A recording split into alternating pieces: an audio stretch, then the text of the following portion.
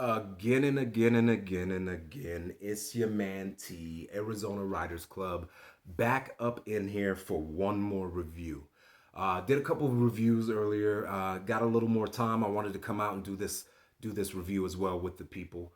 We're talking about watches. We're talking about timepieces. We're talking about movement. I have a lot of watches that I hold near and dear to my heart. Once you start to get into this, be careful because it can become consuming. You see something with your eye.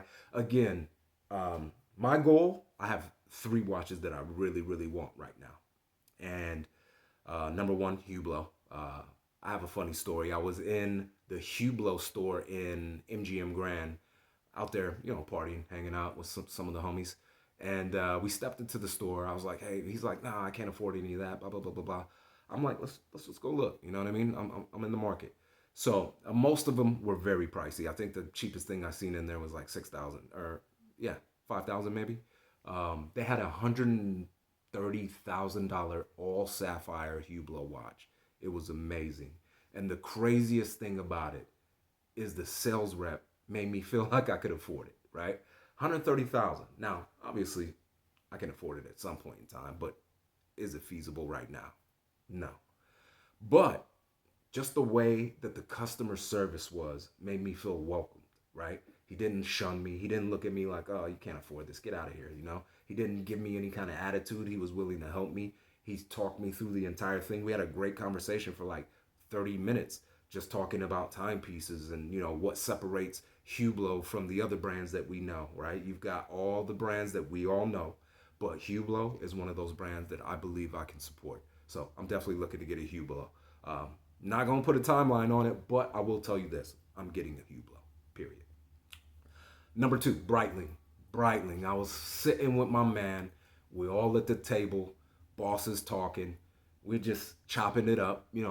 Great. I think we were in Scottsdale somewhere. I can't remember, one of them places. Hanging out outside on the patio. Perfect weather. So, I had a little something on the arm, right? And I look over and his watch caught my eye. And I'm like, hey, man, what is that? He's like, it's a Breitling. And I had never heard of it before, right? This is 10 years ago, maybe. Yeah, about 10 years ago. Never heard of it before because I wasn't even into watches then. I mean, the only thing I heard of were, the APs and all that good stuff. But I looked at it. He let me take a look at it. It had style. It had class. You could tell it had value to it. So I told myself, I'm getting a Breitling. Last but not least, you all know what it is, man. The big face Rolly, man. They got the Hulk out. They've got the Submariner. They've got the Oyster Perpetual. They've got the Daytona. I mean, I'll take any one, right? But that's more of a long-term goal because, once you start getting into Rolex, we're talking upwards, 15, 20, 30, 40, 50, whatever you want to spend. I mean, you could spend $1 million on a Rolex if you want. The brand is the brand. Everybody knows Rolex. Everybody understands the brand and its quality. Rolex is a watch that you could buy 5 years ago and then resell that watch for and keep most of the value, right? Keep a lot of the value, if not most. So Rolex is one of those that are on my hit list, and I don't know why my multi keeps, but I'm with you. Okay, so this watch is nothing like those watches that I explained. This is a I don't want to use the word cheap, inexpensive watch, right? Because there's a difference between cheap and inexpensive. Sometimes when you get cheap quality, it falls apart. You know what I mean? You don't want your watch falling off your arm. But at the same point in time, is it feasible for you to go out there and spend $10,000 on a watch? If you can do it, do it.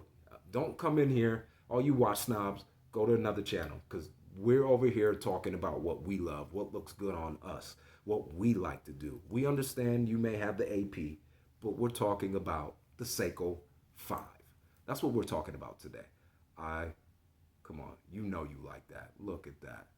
Some of you look really, really good in gold. You look really good in gold, but you think it's too flashy. I'm here to tell you it's not.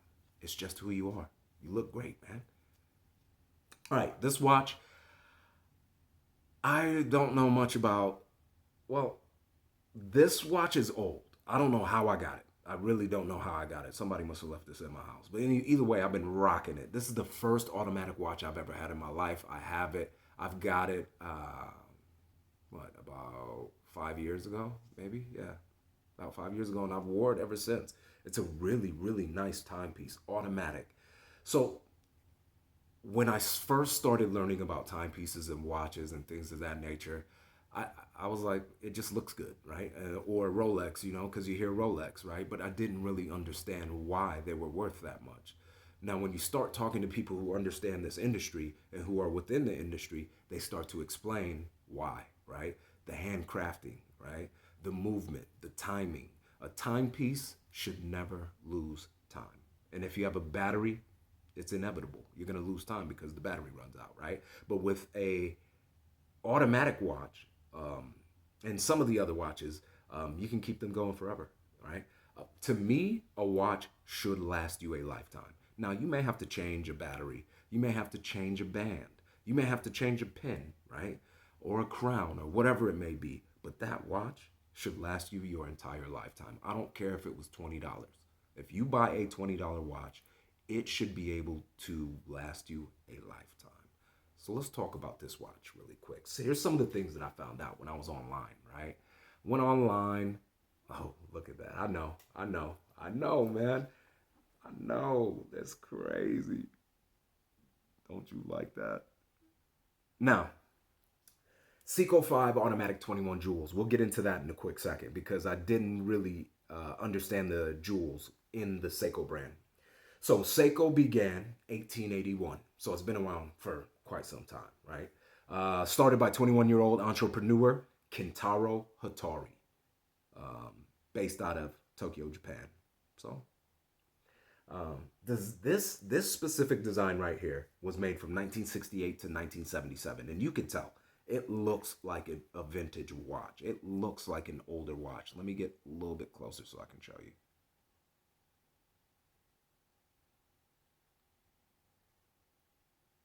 You see that movement? That's how you can tell the difference between a cheap watch and a nice watch. Quality watch, I should say. The movement, is it tick, tick, tick, tick, or is it one continuous, perpetual movement all around the clock? So when you look at a clock, if it's ticking, most likely it's a cheap watch. Now, that could be incorrect. It could be a little bit of anecdotal evidence, right? Because you may buy a very expensive watch and it ticks. I do have one expensive watch and it ticks, and it's a very good watch. So it is not cheap by any means. So you got to be careful with that. So one of the cool things about this is the date is also in Spanish. It's an analog date and it's in Spanish. It's a gold bezel, smaller bezel, right? Don't be afraid to get outside of the box, man. A lot of these cats, they gotta have the 38s, the 36s, all these big bezels. You wanna be, throw your weight around, and that's fine. I'm not gonna hate, but don't be afraid to get something a little smaller, a little more classic, something that fits the arm that's a little more low key. Now, obviously, this is gold, so it's not really low key, but what I'm saying, we're talking about the size of the bezel, right? What size? I don't know exactly what size this is, but it's a lot smaller than most of the watches that I have. But again, relic, man. I like this. It's one of my favorite watches. The other day, I have this. I have this Invicta, and I've wanted an Invicta forever. Wifey finally spoiled me. She thought I was worth it. Got me the Invicta, but I actually went to a watch auction and I bought a bag of watches.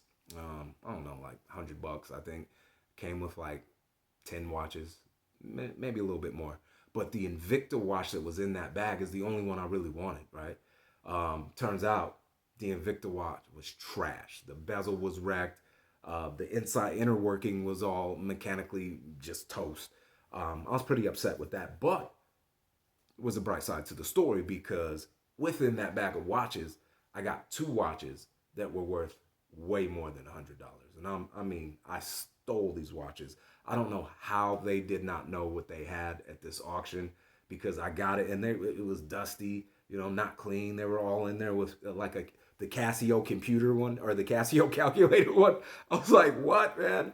Crazy. So, you never know what you're going to get out there. So, one thing I would advise is if you're going to buy something specifically online or at one of these auctions, go take a look at it before you buy it. Typically, I try to buy all my timepieces new, but sometimes there's a deal and I'm going for it. I am in the culture now. I've got about I don't know if I told you this 100 watches. Most of them are from $1 to $400 or $500. They're not crazy timepieces that are, but I do have some that are on the higher end as well. Again, the three that I'm working on. What are you working on? Leave it in the comments, man. Tell me what you feeling. What do you like? What are you rocking right now? We're going into the summertime. Are you switching it up from winter to summer? What's your gig? What's your style? Tell me. We want to know over here at Arizona Riders Club. Obviously, the slogan, Arizona Riders Club. Ride with us. And thank you so much for the support, all those new subscribers. I really appreciate it. Have a great night. All right. Peace.